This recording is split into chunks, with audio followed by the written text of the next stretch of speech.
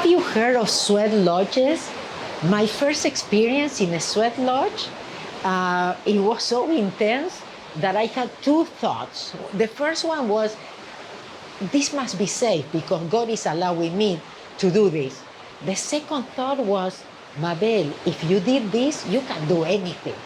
So feel the fear and do it anyway. That's the trick, yes? In Chichen Itza, in the last spiritual journey that we had two sweat lodges. One with a shaman, a man, and the other one, it was a lady with her daughter. And look at how the preconceived ideas, yes? I thought, oh, wonderful, a woman. Oh, it will be lighter, yes? No, it was amazing. I couldn't believe it. So this shows you how, again, we have the stories, we have our judgments and things like that.